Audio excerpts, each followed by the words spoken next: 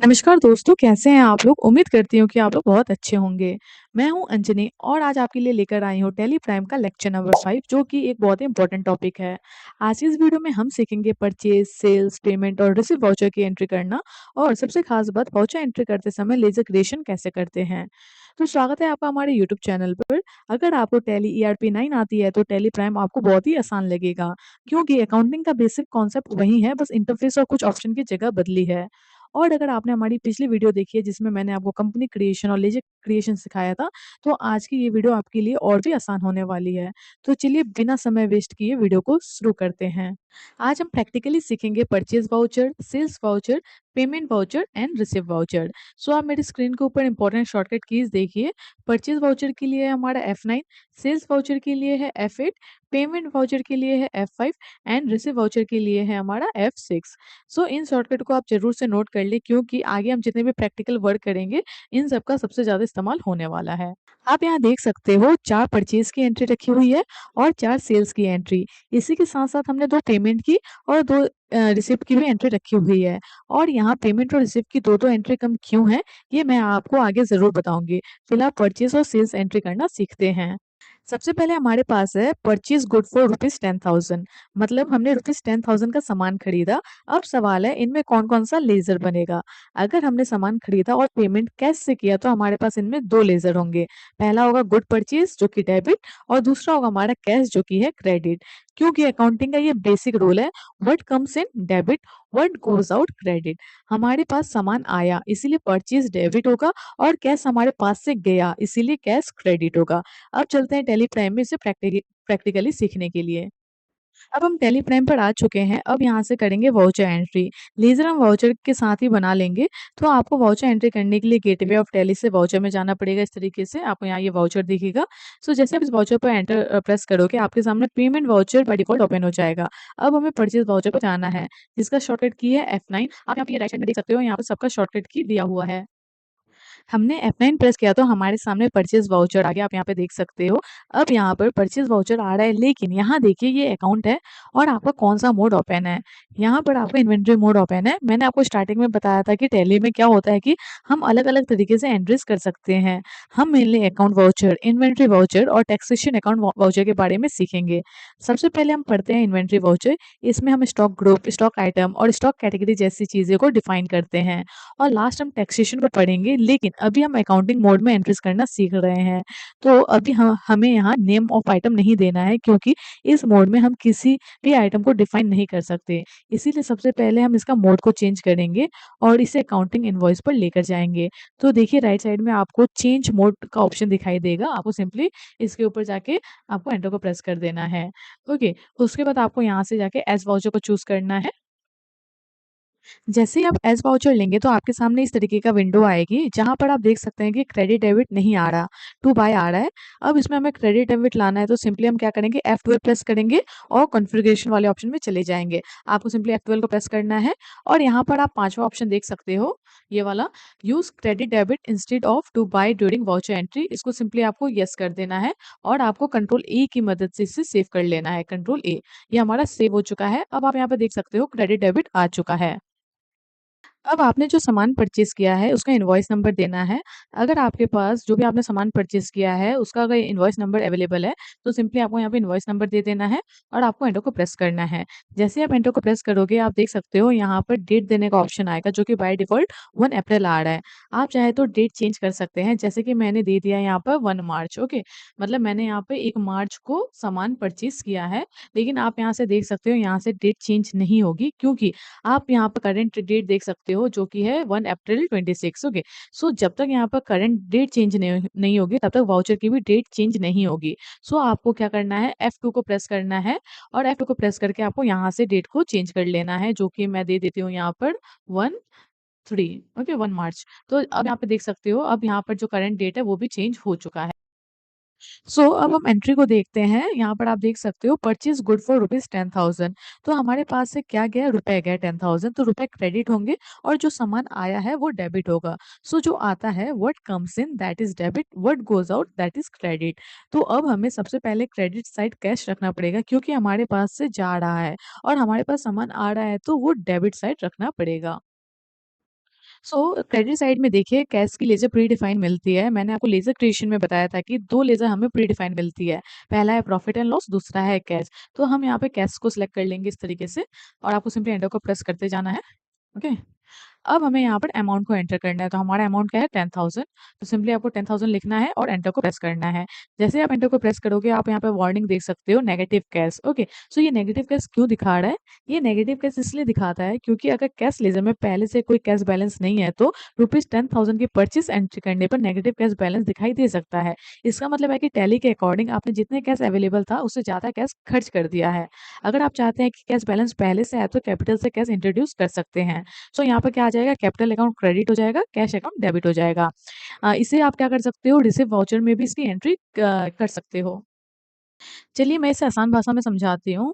अगर मैं इसे आसान भाषा में कहूँ तो हमारे कैश लेजर में अभी कोई भी कैश बैलेंस नहीं है क्योंकि हमने इसमें कोई भी कैश ट्रांसफ़र नहीं किया है। इसीलिए जब हम ₹10,000 की परचेज़ एंट्री करेंगे तो टैली हमें नेगेटिव कैश बैलेंस दिखा सकता है।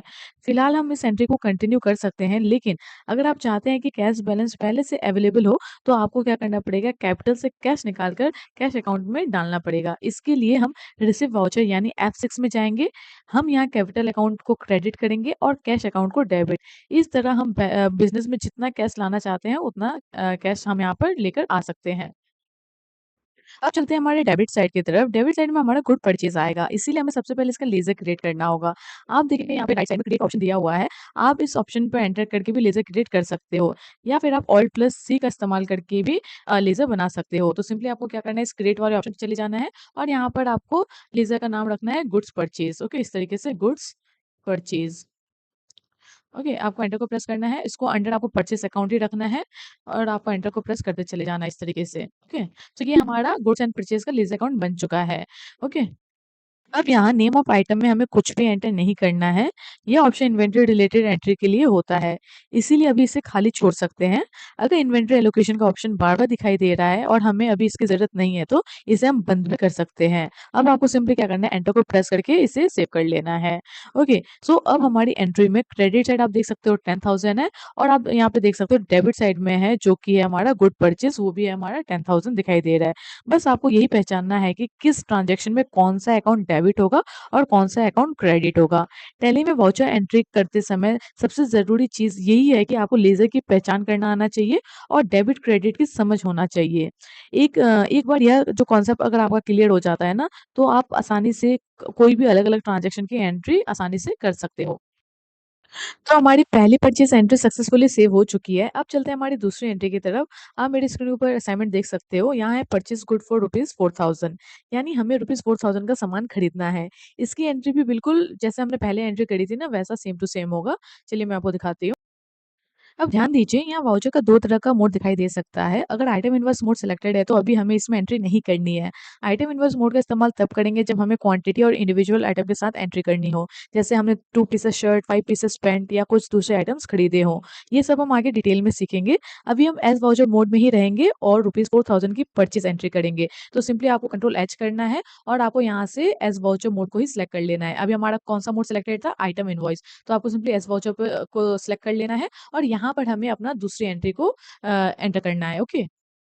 या फिर आपको अपना इनवॉइस नंबर दे देना है, यहाँ से डेट चेंज कर लेना है। अब हमने 4,000 का सामान खरीदा, तो यहाँ फिर से हमारा कैश जाएगा, तो यहाँ हम कैश लेज़र को सिलेक्ट करेंगे, ओके? इस तरीके से आपको एंटर को प्रेस करते जाना है।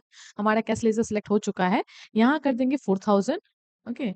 4,000 एंटर को प्रेस करेंगे और यहाँ हमारा डेबिट में गुड परचेज़ आ जाएगा, इस तरीके से गुड परचेज़ और हम इसे भी सेव कर देंगे और इसी तरीके से हम अपना दूसरा परचेज़ एंट्री भी सेव कर लेंगे, ओके? इस तरीके से आपको एंटर कर देना है। अगर आपको भी कैपिटल से कैश निकाल कर कैश अकाउंट में डालना है, तो मैं आपको उसका भी तरीका बता देती हूँ। इसके लिए आपको F6 में जाना है, आपको सिंपली रिसीव वाउचर पे जाना है, ओके। सो यहाँ आने के बाद आपको F12 दबाकर अपनी ज़रूरत के हिसाब से आपको सेटिंग कर लेनी है। आपको सिंपली F12 को प्रेस करना है, कॉन्फ़िगरेशन वाले ऑप्शन में जाना है और यहाँ से जो भी आपको सेटिंग चेंज करनी है, आप वो सेटिंग को चेंज कर सकते हो, ओके। तो अब हमारा 2 परचेज़ एंट्री कंप्लीट हो चुकी है। अब हम वापस अपने असाइनमेंट में चलते हैं और देखते हैं कि हमारी अगली एंट्री क्या है। अब अगली एंट्री है purchase good from Aman enterprises for ₹50,000। यानी हमने अमन एंटरप्राइजेस से ₹50,000 का सामान खरीदा है। अब यहाँ एक बहुत इंपॉर्टेंट डिफरेंस समझिए आप। पिछली एंट्रीज में क्या हो रहा था, वहाँ हमने सामान खरीदा और उसका पेमेंट भी उसी समय कैश में कर दिया, इसीलिए हमारी एंट्री में केवल दो लेजर थे। पहला था गुड परचेज डेबिट और कैश क्रेडिट। लेकिन इस एंट्री में हमने सामान अमन एंटरप्राइजेस से खरीदा और उसकी अभी जो पेमेंट है हमने नहीं किया है, इसीलिए डेबिट साइड में तो गुड परचेज ही आएगा, क्योंकि हमारे बिज़नेस में सामान आया है, लेकिन क्रेडिट साइड में अब कैश नहीं आएगा। क्यों? क्योंकि यहाँ दूसरी पार्टी का नाम दिया हुआ है, दैट इज़ अमन एंटरप्राइजेज़। और जब हम किसी सप्लायर से सामान उधार खरीदते हैं तो सप्लायर का अकाउंट क्रेडिट होता है। इसका मतलब है कि हमें अमर एंटरप्राइजेस को ₹50,000 देना है। इसीलिए हमारी एंट्री होगी गुड परचेज अकाउंट डेबिट होगा ₹50,000, अमर एंटरप्राइजेस अकाउंट क्रेडिट होगा ₹50,000। यहाँ कैश का कोई एंट्री नहीं होगा, क्योंकि हमने अभी सप्लायर को पेमेंट नहीं किया है। पेमेंट हम बाद में करेंगे, इसीलिए जब अमन एंटरप्राइजेस को पैसे देंगे तब हम पेमेंट वाउचर में उसकी एंट्री अलग से करेंगे। यही वजह है कि असाइनमेंट में कुछ परचेज एंट्रीज के साथ पेमेंट उसी समय दिखाया गया था, जबकि कुछ एंट्रीज़ का पेमेंट बाद में करना है। तो आपको एक बात हमेशा याद रखना है, कैश में सामान खरीदना मतलब कैश क्रेडिट होगा, सप्लायर से उधार सामान खरीदना मतलब सप्लायर का लीज़र क्रेडिट होगा। और अब दोनों सिचुएशन में गुड परचेज़ हमेशा डेबिट होगा। अब हम वापस टैली में चलते हैं और F9 प्रेस करके परचेज़ वाउचर को ओपन कर लेते हैं। ओके, सो यहाँ हम एस वाउचर में ही एंट्री करेंगे, तो उससे पहले आपको यहाँ से मोड चेंज कर लेना होगा। अभी ये आइटम इनवॉइस में है, यहाँ से आपको एस वाउचर को चूज़ कर लेना है।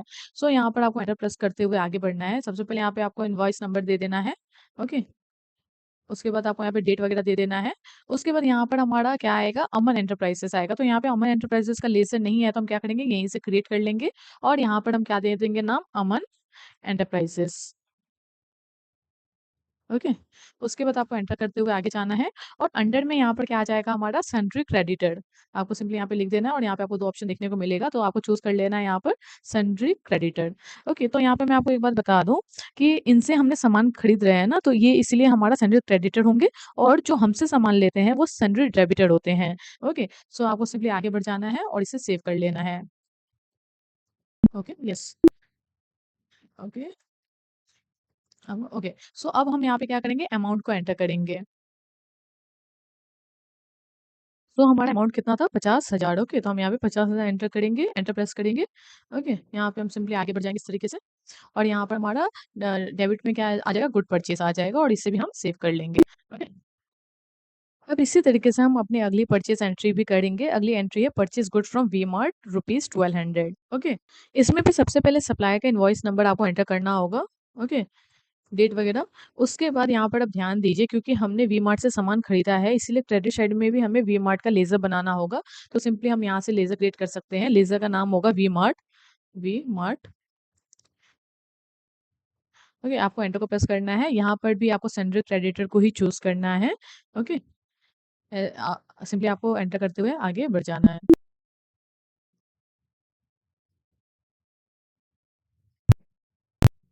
ओके, अब हम यहाँ पे अमाउंट को एंटर करेंगे। तो अमाउंट हमारा कितना है, 1200। सिंपली आपको एंटर को प्रेस कर देना है। सो यहाँ पर अगर आपको ये सारी डिटेल देखने को मिलेगा, जो कि है आपका बिल वाइज डिटेल। तो ये बिल वाइज डिटेल क्या होता है, हम आगे नेक्स्ट वीडियो में इसे डिटेल में समझेंगे।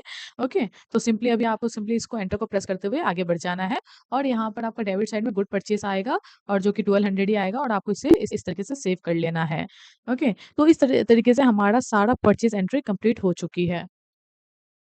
अब चलते हैं हम सेल्स वाउचर की तरफ। सेल्स वाउचर का इस्तेमाल तब किया जाता है जब हम सामान बेचते हैं। सो हमारी अगली एंट्री आप यहाँ पे देख सकते हो, सोल्ड गुड्स फॉर ₹2000। यानी हमने ₹2000 का सामान बेचा है। ओके, सो इसका शॉर्टकट की है F8। तो चलिए हम इसे टैली में समझते हैं।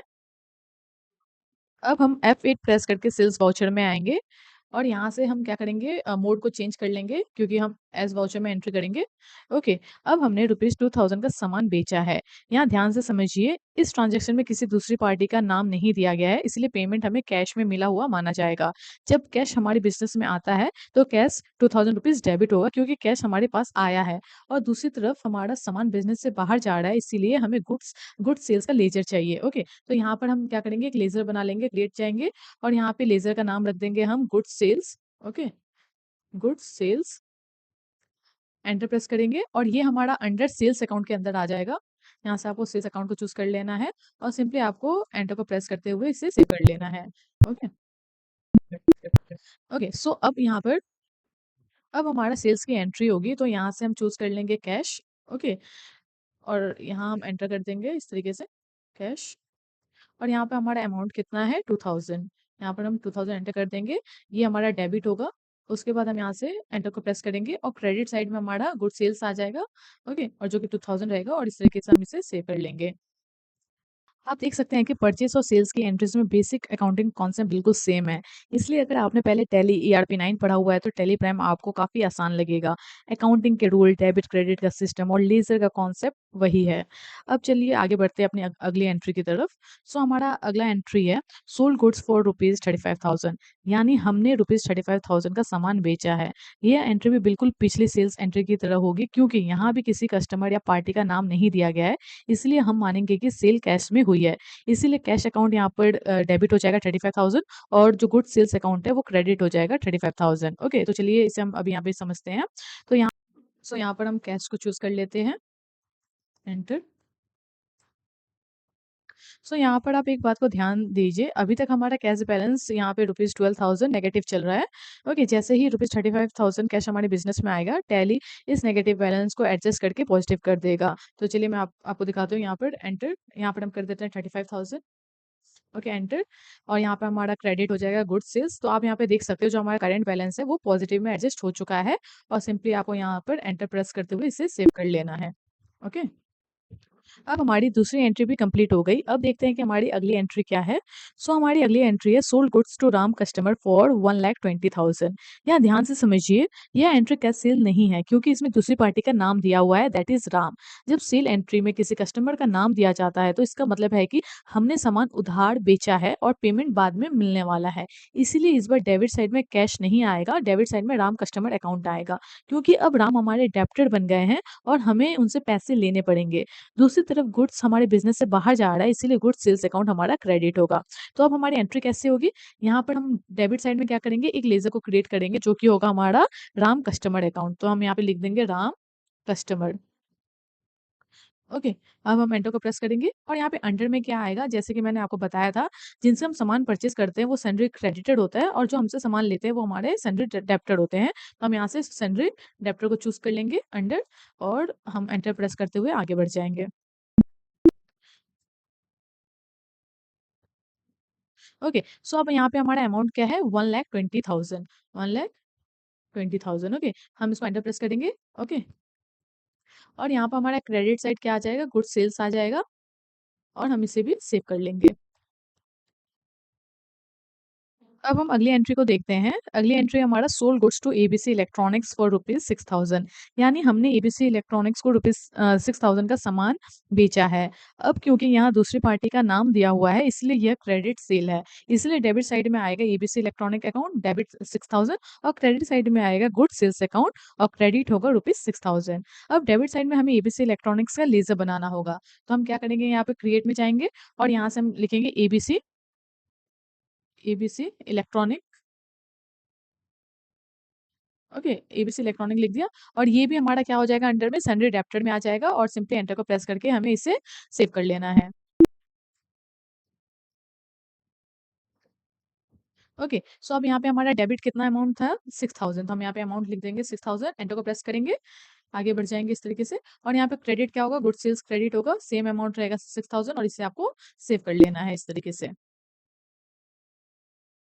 अब हमारी परचेज और सेल्स एंट्री दोनों ही कंप्लीट हो चुकी है, लेकिन अब दो और इम्पोर्टेंट एंट्रीज बाकी है।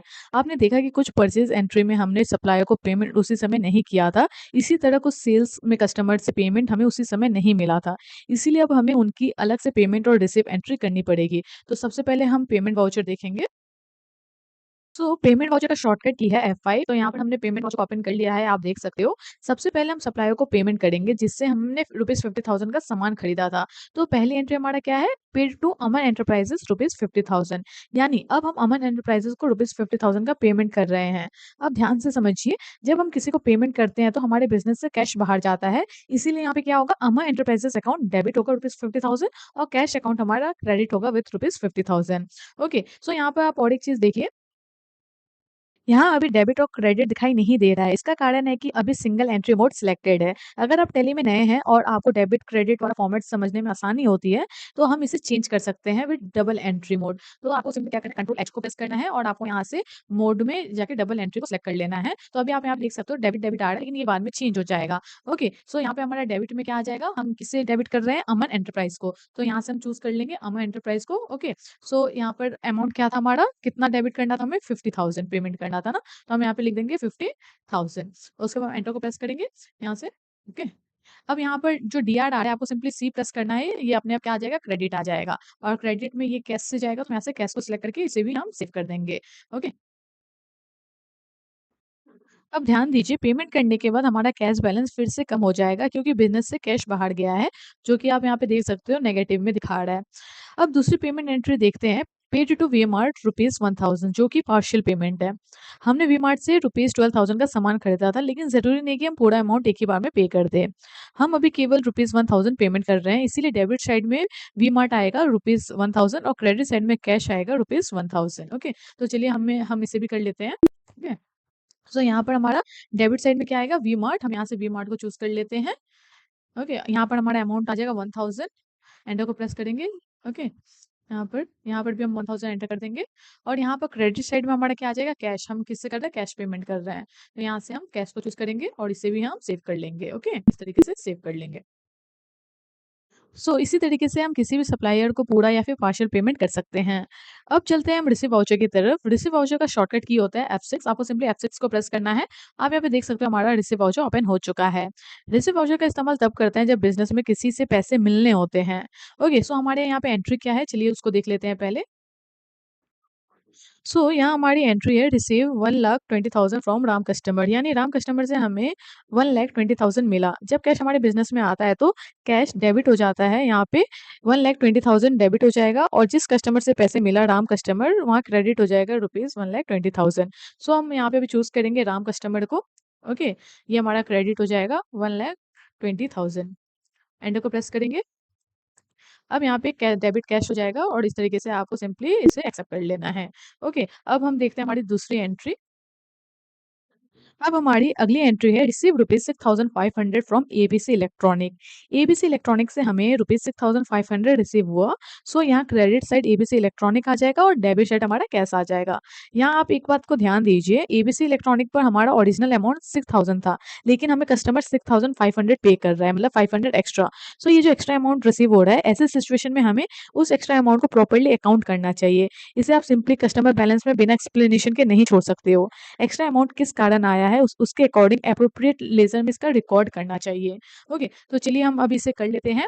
यहाँ पर हमारा क्या आ जाएगा, एबीसी इलेक्ट्रॉनिक, इसको हम चूज कर लेंगे और अमाउंट हमारा क्या है, 6,500। ओके, एंटर को प्रेस करेंगे।